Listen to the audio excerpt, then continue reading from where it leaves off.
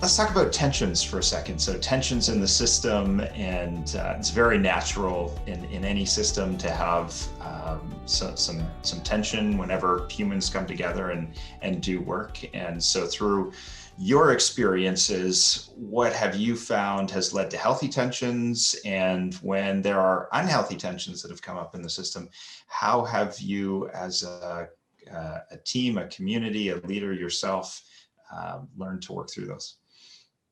So I think healthy tensions are really, really important. And the first thing we've learned actually is to acknowledge them as such. So sometimes people can see tension, any form of tension, as being a difficult thing. Whereas actually for us, the tension that exists between the professional disciplines in our client teams is actually what makes the quality of the work where it is, at the level it's at.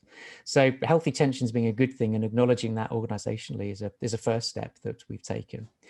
Beyond that, it's starting to think about how we can design intentions into the things we do. So whether it's the way an organization runs, the way a process runs, the way that we take decisions, for example, in a group, actually understanding that the different perspectives and combining the different perspectives systemically gets us to better quality output than a smaller number of perspectives. And I think if we think about what is an unhealthy tension, it's where there's an imbalance in that system.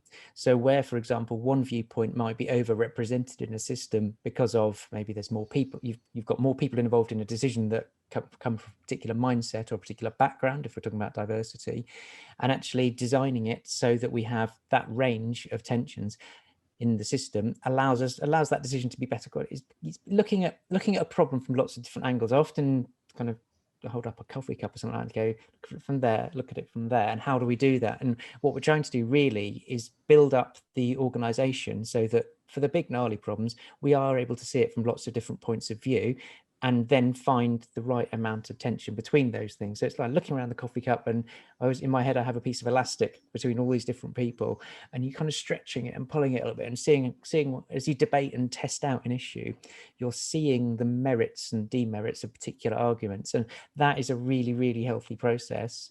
And then once you've done that, the challenge then is actually saying, yeah, okay, we've had that debate. We're going to take the decision this way, and then we're all going to get behind it. And it's that strong views but lightly held kind of phrase that we've talked about a lot over the years, and that really has to go alongside that use of healthy tensions in the system. And then what happens in the system if so that sounds like a very healthy approach, and sometimes things, as individuals, we just really struggle to work through tensions that come up. So how do your organization work through tensions when they become more contentious? I think sometimes it's trying to get under the skin of what's really, really going on in a situation. Because if we think about, often if we characterize them as unhealthy tensions, they emerge as some form of dispute over something that's going on in the business. We should do it this way or we should do it that way.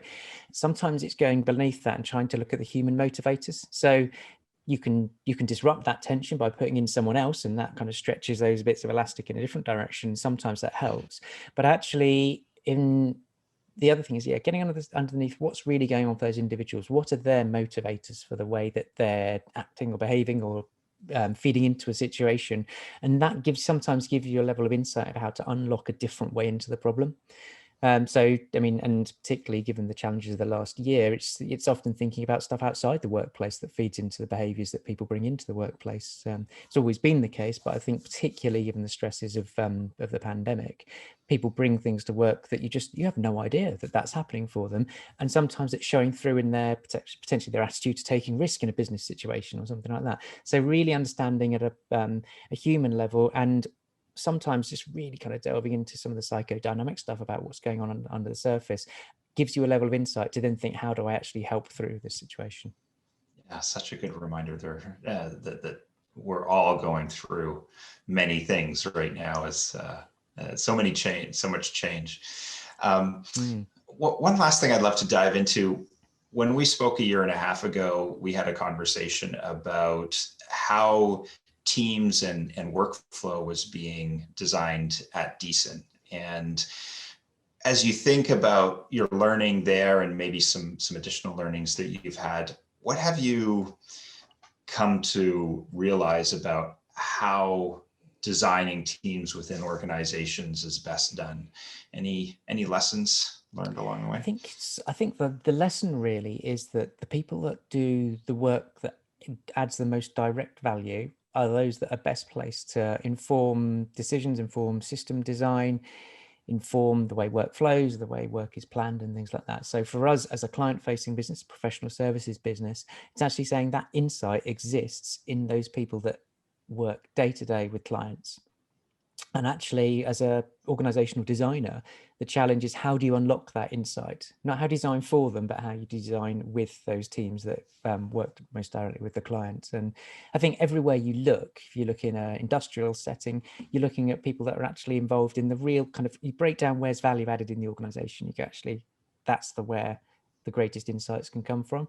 And so really our job as servant leaders or organizational designers is just unlocking that. It's very simple at that level, unlocking that potential of knowledge and saying, okay, well, how do we build this into a system that is a business or a charity or whatever?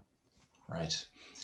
I'm looking forward to having this conversation again in another 18 months. Absolutely. And see what else you've learned. It's quite a petri dish of experiences that you're working in. And thank you for sharing it with all of us so that we can all learn from your journey. That's a pleasure.